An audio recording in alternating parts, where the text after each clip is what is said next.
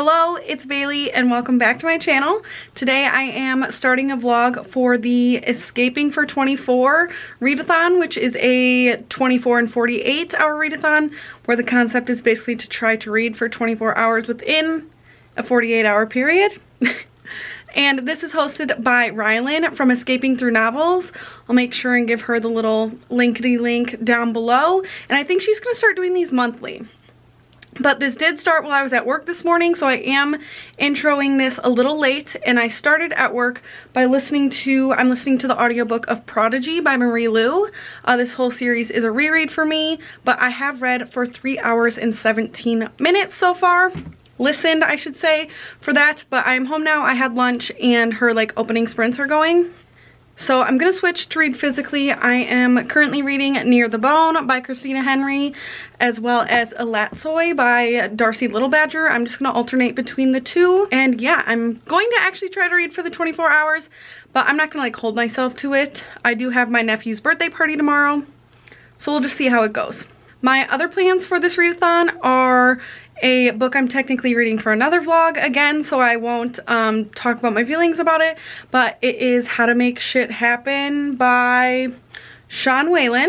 Then I am planning on reading The Duchess Deal by Tessa Dare and Concrete Rose by Angie Thomas, as well as I have the audiobook of Valentine by, who's that by?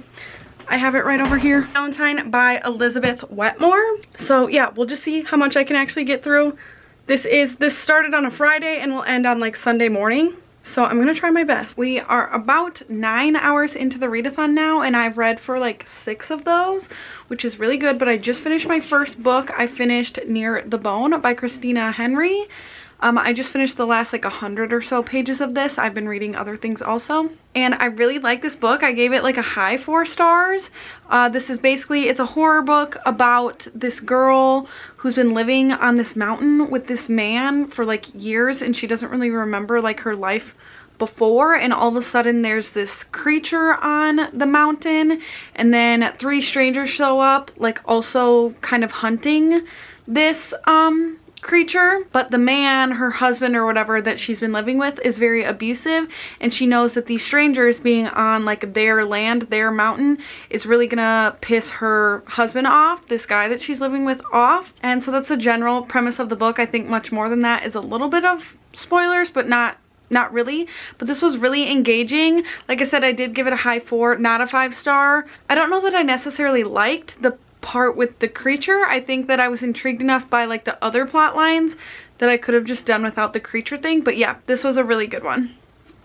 And so now, while continuing the other things I'm reading, I'm also going to start How to Make Shit Happen.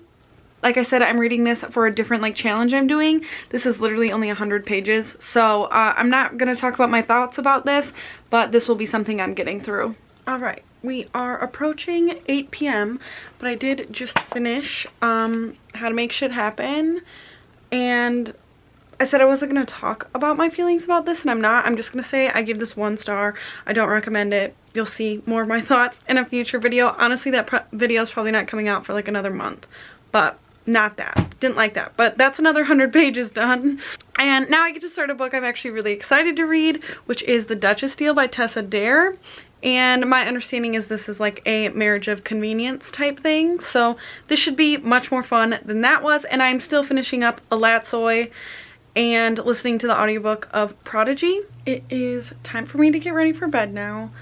So I thought I'd give an update. I did read about 4 hours physically today, as well as 4 hours and 20 minutes of audio. So I'm just over 8 hours into the 24 hours I'm trying to reach. And we're only 12 hours into the readathon, so that is pretty good. That puts me ahead, but like I said, I have more plans tomorrow than I did today.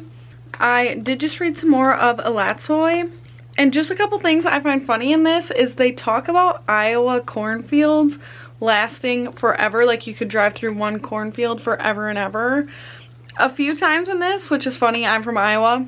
And then there was something that just happened recently where they saw dumpsters that were locked up, and they were that's really weird. And I also work in the medical waste industry, so to me I'm oh, Like, it was at a doctor's office, so I'm like, oh, that's why it would be locked up. But they're really like, why would this garbage be locked? Which I just think is funny there too. But yes, I'm going to listen to the audiobook of Prodigy while I like brush my teeth, get ready for bed, and lay down. I know Chris is already asleep, so I'll probably pop my headphones in. And so maybe I'll get like another hour of audiobook time in before bed, but I will update you in the morning. Good morning. I am showered. I am getting caffeinated, and I have done a little bit of reading so far this morning. I finished the audiobook of Prodigy, which that was a reread for me. I originally gave it 4 stars, and I'm gonna let it sit. I think realistically it was like a 3.5 star for me, but I'll let it sit at the rating I gave it in the first place. So I did start the audiobook of Valentine by Elizabeth Wetmore. I'm barely into that. My goal right now is to finally finish Elatsoi, because I have like less than 100 pages in this. The only thing I have today is my nephew's birthday party, like I have said. And while that's probably gonna be like a 2-hour party, it'll probably take like 4 hours of my day. You know how that goes. We are just past the 24-hour mark right now, so I should add up how much I've read so far. 1 second. I've done 6 hours of audiobooks, about 5 hours of physical reading, so I've read 11 hours in the first 24 hours, so I just need to do a little bit better this second half to get to 24 hours. I'm not mad about this. It's much later. It's like 5:30 p.m. now. I did the birthday party thing, and then I just kind of had a stomach ache. Baby must not have liked what I ate, which we just had like pizza, and then I had some ice cream, but you never know when you're gonna feel sick during pregnancy. For me, it was this afternoon. But I did finish Elatsoi by Darcy Little Badger. I am gonna give this 3 stars. I think that like the atmosphere and the culture and like history in this book were amazing, but the like paranormal parts of this I just couldn't like connect with, and I didn't necessarily enjoy. I kind of always struggle with like a real world setting that's trying to have like this fantastical thing. So this is definitely a me problem. I still would recommend this to people who like magical realism or urban fantasy type of thing, but like I said, just not for me. And so now my main priority for the evening is honestly to finish The Duchess Deal by Tessa Dare, because this is the last thing I would like to be able to count for my July books. I am like 150 pages into it. I think it's like 370-ish pages. So this is my main priority for the rest of the night. Now I'll probably keep reading a little bit. I might get in the bath. I'm basically just gonna relax tonight and try to finish this. I look ridiculous. I slept with my hair in a bun, so now I'm just looking crazy. But I don't have time to fix it because Bookly says I have 1 hour and 40 minutes left in this book, and it's 6:16 a.m. and this ends at 8, so I like need to read for the rest of the time. Last night I ended up not feeling well. That's just pregnancy, which sucks because I was doing well, but it's fine. I'm gonna push through and finish strong. Now let me check how many hours I've read. I'm not gonna be at 24. I'm not gonna be even close. I'm at like 13 and a half, so maybe I'll end around 15. Off I go.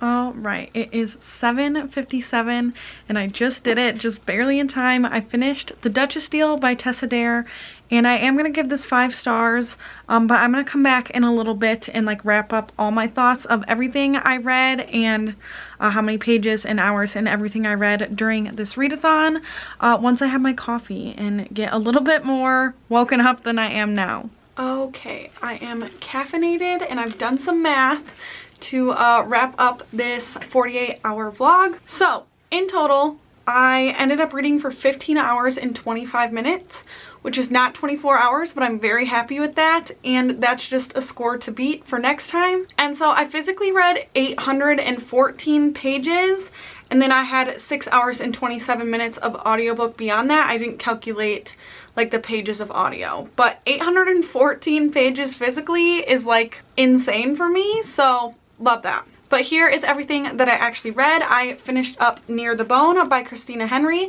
and I gave this 4 stars. I listened on audio and finished, I had started this one as well. I finished Prodigy by Marie Lu, and I also gave this one 4 stars. I read probably the worst book I've read all year. How to Make Shit Happen by Sean Whalen, and I gave this 1 star. I read this in its entirety. It's like 100 pages. I was barely into this one, but I also did not read this whole book, but I read and finished Alatsoy by Darcy Little Badger. I gave this one 3 stars. And then finally, I did hit a 5 star this morning with The Duchess Deal by Tessa Dare, and this is the only book that I read in its entirety. I also don't think I really talked about what this was. This is a historical romance, and we have a damaged hero, and it's a marriage of convenience, and I really loved it. It was fast, it was quirky. I loved, like, she's trying to figure out what to call him besides like Duke, or he says like she can call him by his last name or Duke, and they're married, so she's trying to come up with like more like pet names, and some of the names that she calls him were just funny. I think that's funny. Chris and I call each other stupid things all the time, so I found it very funny. And yeah, this was really just a fun time. Definitely a quicker historical. The words on these pages are big. I feel like sometimes when you get a mass market and the words are also tiny, it just feels dense. This was super quick, and I'm excited to continue because I do have the next book on my Squash That Series challenge. Speaking of, I am going right into Squash That Series from this, and I will have vlogs out for that, but they won't be out like in the most timely manner. But when you're seeing this, Squash That Series would have started just yesterday. So if you still want to participate in that, I will link my announcement for that down below. But yes, I had such a good time. Honestly, this is the most dedicated I've been to my reading in a while. I really needed this, and it was a great way to end the month. And just thank you so much to Rylan. I'm excited to participate again. And thank you guys so much for watching this one, and I will see you again very soon. Bye!